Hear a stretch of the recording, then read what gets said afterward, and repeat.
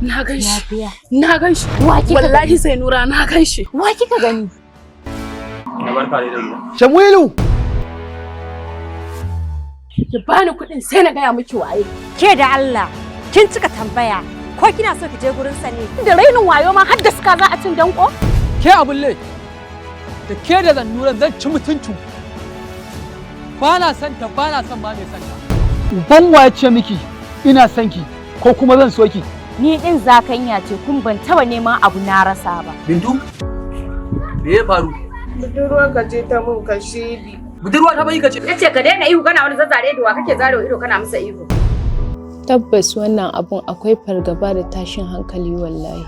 Amma insha Allah inna za ta yi wa Ira afuwa. Kin da wuri ma ka tattara kanka ka tafi gurin. Eru ya tabbatar min da cewa shi ma yana matukar kaunar ki kamar yadda kike son shi. Ni na fi so a ce yau na ga kai auren ka ne ma hankali na sai ya kwanci. Aihuwan kaulasan mai aman ayoyin tarbiyya.